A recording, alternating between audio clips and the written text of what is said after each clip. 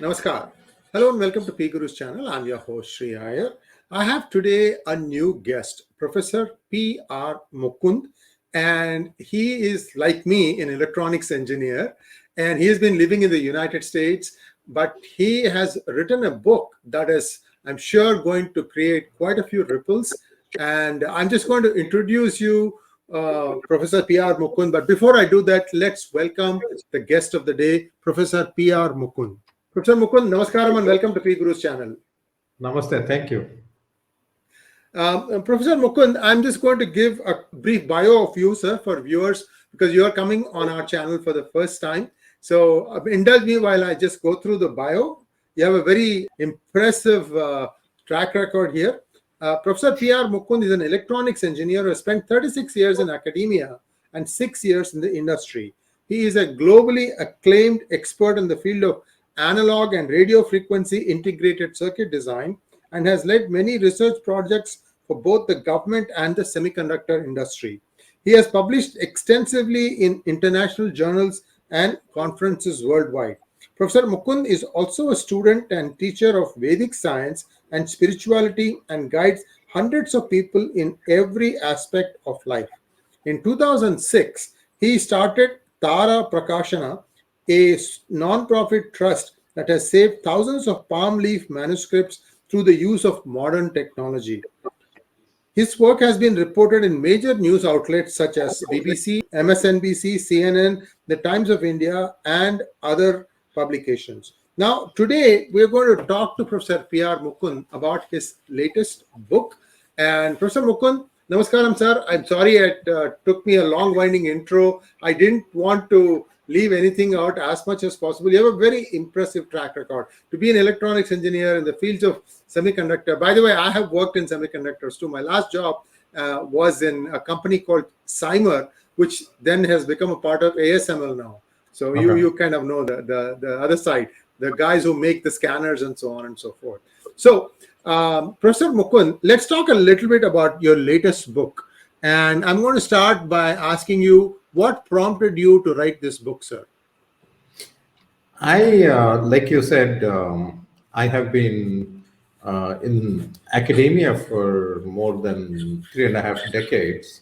And a reasonable percentage of my graduate students, PhD, master students, do come from India. I'm a professor at RIT, Rochester Institute of Technology in Rochester, New York. And so when I observe these young people, generation after generation, I noticed that there was a very steady change in their attitudes and understanding of our own culture. And more than anything else, I think the most, I don't know if I want to say impressive, because more obvious, the most obvious change was in their own definition of what success is. So when you and I came to the United States, a few decades ago, our definition of success was different. You yourself, I know that you have multiple patents. You're a very successful technologist, and I have my own resume. but for both of us, the very fact that we are sitting here talking to each other shows that for us, it was more than those things. It was life was bigger than that. And I noticed that as generation upon generation of graduate students coming from India, I noticed that their definition of success has changed a lot. And when they actually get a job, it's not so much their love of the subject. It's more a job. So I decided that I should write a book about, there are two aspects to this. One is the definition of what is success. And the second part of that, of course, is how do you go about accomplishing that in life? So that's the reason I wrote this book. Now, you have a fairly impressive release coming up on the 23rd. Why don't you talk to us a little bit about that? And I think you may have some other releases scheduled across the country. And also, we are going to have you join our Tamil channel and talk to us about the book in Tamil also. So let us start with the 23rd event. You have two very big personalities gracing the occasion. You have director Vivek Agnihotri and also the Tamil Nadu BJP president K. Annamalai. Talk to us a little bit about these two are very busy individuals, and I mean that's very impressive that you could pull in so many stars, as a matter of fact, because that gives a lot of validity to the book itself and the thought process behind writing the book. See, I'm writing more pulp fiction type stuff these days, so I'm not even going to say I'm a writer anymore. That is where I am these days. But just talk to us a little bit about when the book was published, where the book can be purchased, and also for those who might be interested in attending it in person, what the event is going to be, sir. Sure. Actually, the first release happened in Bangalore a couple of weeks ago, and there were three people who were guests of honor. Shri 𝙤𝙧𝙤𝙪𝙦, who is the MP from Bangalore South, and there's a lady here, you probably know her. Her name is 𝙤𝙬𝙤𝙀𝘀𝑆. Oh yes, She's very yes, I met her. Yeah. Yeah. So 𝙤𝙬𝙤𝙀𝘀𝑆 was there, and Mr. Mohandas Pai. Mohandas Oh, Pai yeah. is the former Infosys director and currently the chairman of Manipal Group. So Yes. they came, and a couple of weeks ago that happened here in Bangalore. And this is the second release we are doing in Chennai on Saturday, this coming Saturday. It's going to be in a venue. I'm from Bangalore. I'm not very familiar with Chennai, but I'm also into Carnatic music, by the way. So I had heard of the venue, even though I've never been there. It's called Krishna Gana Sabha in Chennai. It's a beautiful place. Mylapore. Yeah. And yes, so that's where it is. And the guests of honor, there are two. Like you already said, I think, Shri Vivek Agnihotri, who I think everybody knows him now, especially after Kashmir Files fame. He's a well-known author, actually. And also, he had made another movie, which is very, very nice, called 𝙤𝙤𝙤𝙦 Files. Yes. So he's a thinker. In addition to a director and an artist, he's also a deep thinker. And that's the reason I felt that he would be very good to talk about this book. Shri Annamalai, of course, comes from the political world. But the thing is that there are two types of politics, in my opinion, humble opinion. One is people who do politics for self, and people who do politics for outside. In Samskrita, we call it Pindanda and Brahmanda. So one is for the self, benefit of the self, and some people do that. Some people do politics for the benefit of society. And I think Shri Annamalai gave up a very successful police career to get into politics. I think because he believes in doing something good for the country. So I felt that these types of people are actually successful. In my definition of success and the definition of success in this book, that's why I think that they're very, very good representatives of what I'm trying to convey in this book. And so it's at 6 o'clock Saturday. Everybody is welcome. It's open. And anybody in Chennai or anywhere else for that matter are very much welcome to attend the session. Oh, I have no doubt it's going to be a huge success, sir. Mr. Annamalai has been, in fact, he has been drawing crowds upwards of thousands. So that's going to be a roaring success. Professor Mukund, you kind of piqued my interest when you said that you're interested in Carnatic music also. Walk us through a little bit about, do you practice? Are you a singer or you play any instruments, sir? No, not at all. So so you're a Rasika or? I'm a Rasika. What happened to me was that I'm not trained formally in music. However, I was exposed to it from a very, very small age because I'm talking about in the early 1950s. I was born in 1952. And so in those days, I come from a large family. My parents had 10 children and I'm the ninth. So there's no babysitting and all that. So if my mother wanted to go listen to music, she had to haul a couple of kids with her, right? So the Ram Navami celebration in Bangalore used to happen like 1 month. So I don't know how many concerts I listened to from the time I was born. And the other good part is, a couple of my sisters were also actually trained, and my mother, they were all trained in Carnatic music. So on the way back, they would critique what they heard. So I heard the critique from the time I was a little baby, actually. So that's how I fell in love with Carnatic music. My favorites are actually the old ones like M.D. Ramanathan and Sembanguti Srinivas Iyer and people of that generation. But it's just a love of music. But if I may say, there's a very strong connection between what one might call spirituality in English and nada music. After all, one of the Vedas is Samaveda, and for a good reason. So if one doesn't pay attention to nada, it is a part of Omkar itself gone. Because if you look at Yes. Omkar, there's A, O, Ma, and then Nada. That's very much a part of the Bijakshara. So in our whole way of thought, music, Nada is an integral part of understanding something. So I feel that anybody who attempts to understand the Vedas to a little extent that we can should also have at least a reasonable understanding of Shastriya Sangeeta, classical music. You and I are, I feel like we are doppelgangers, because a lot of things that you said have happened to me also. My wife runs a fairly successful Bharatanatyam school, and Very nice. Bharatanatyam is very tightly coupled with music. It is Of course. a feast to the ears and to the eyes.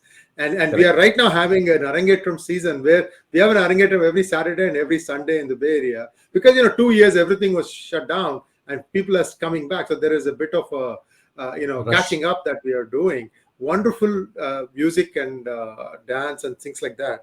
Sir, one thing that when my children were young, they used to learn Western music. They were learning Shastriya Sangeetam. They were also learning Western, like they were learning to play the piano and flute and so on. And what I was amazed was, at that time my jnana of Shastriya Sangeeta is not as much as it is now, because I've seen a lot more Arangetrams and music has become much more of a integral part of this, and I understand the nuances much more. And I was surprised that the early musicians in India figured out that when you talk about the seven notes, right? Do re mi fa sol la ti in Western, or sa re ga ma pa da ni sa, that the re, you had three different variations, and the ni also had three different variations. This does not exist in the Western classical music. Western Correct. music, sheet music doesn't have this, and they tend to kind of brush this off as saying these are quarter notes. Not true. Not true, because you listen to Madurai Mani Iyer, Swara Right. Chakravarti, the way he would go about doing that stuff, it's a treat to the ear. And That's and true. and this is because we figured out that our ears were much more tuned to variations in a small band than the other notes. So I can go on, and it's so mathematically precise. You Correct. you start learning Carnatic music or Hindustani music, the mathematical background foundation is so precise. It is just mind blowing. I mean, nobody had sheet music, right? It was just tapasya. I mean, it is just practice, practice, Correct. practice. That's how they did it. It's just incredible. Even today, any concert, I don't see people playing Carnatic music with a sheet music in front of them. It is just that they know when somebody yins, somebody will yan to make sure that everything appears whole. You've seen that. So there is such beauty in this. Unfortunately, we have not been able to show this uniqueness to the world. Yep, you're right. Can I add And something to what you said? please. Go ahead, sir. I want to give you one dimension of the Saregama Padani.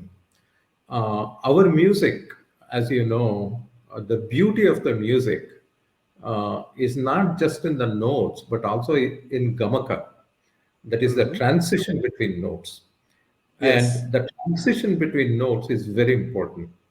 Now, keeping that in mind, let me humbly share something with you. you look at the sunlight, after all life, all energy on Bhumi and on Earth comes from the sun. Music, the Sare Gama Padani, 7 notes. And the sunlight that gives us all the energy, we learned when we were small children that there are 7 colors going from red to violet. It turns out that the energy coming from the sun is related to the 7 notes. For example, if you look at the red color, which is the lowest frequency, the red, just like light, energy also has color. The entire Vedic science is the science of energy, whereas the Western science that we study is mostly the science of matter. It's not that one is more important than the other. There's matter, there is energy. Both are important. But our people spend a lot of time for tens of thousands of years thinking about the science of energy. And that, I believe, is actually the Vedic science. Anyway, so if you look at the very first step in that frequency range, the lowest frequency is red. And in the Vedic thought process, the red color represents kama, desire. So what happens is that, like, even when you, for example, when people are tuning before a concert or something, it goes, sa, pa, sa, they're going like Low to sa, high, pa, yeah. right? So here, all of us, the entire humankind, we are blessed with that first note or the first color, that's it, which is desire. Because we all of us have the desire, the karma for something, whatever it might be. And then, just like in Carnatic music, what we call arohana and avrohana, right? The ascending and descending thing in any raga. Yes. In life, the question is what. So if you go, if you look at all those 7 colors, right? So what is the next one? Well, the next one is what in English they call it orange, but I prefer to call saffron. That is vairagya. So the very first step in sadhana is going from kama to vairagya. So not to get rid of kama, that's very much part of life, but to go from kama to vairagya. So I don't want to bore you with all the 7 things, but I just wanted to say that the energy that comes from the sun, not just light. So if you go all the way, I'll jump to the very last one, the violet. The violet is, we refer to Krishna as Nilamega Shyama. And the Yes. Nila, that Nila Varna, that I can perceive. There's also ultraviolet coming from the sun. So similarly, there are energies above what I can perceive. However, my life and its music, if you want to call it that, if it doesn't have to be apasvara, then it has to transition properly between those 2 things. And the question is, where is the sthai? Where does it stop? And we all have one sthai. And if the sthai, the stable spot, always is, always the red, always the kama, then you don't go very far. Incredible parallel that you drew between music and sunlight. And I have no doubt in my mind that this book will enrich the lives of those who wish to read it. And Professor Mukund, I'd like to invite you back on our channel, maybe about 2-3 weeks from now, whenever you are back in the United States, or where you have a little bit more stable Wi-Fi connection, because there are topics that I can examine to some depth, and I'd like to do one about the similarities that you just kind of, you hinted, you got me up it, you whetted my appetite, and now I'd like to get into it a little bit more deeper. See, PGurus is an intellectual channel. I'm not trying to, I stay away mostly from Bollywood. I am trying to create an India where they have this organized thought, skill for that organized thought, be able to do critical thinking, read this, read that, but you make your own decision. Don't try to say that person said so, therefore it should be right.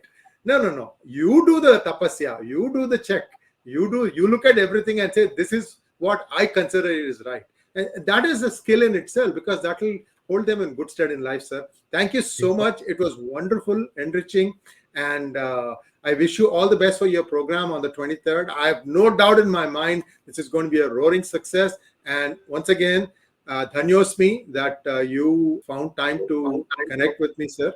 Thank you so much. Namaskara. Namaste.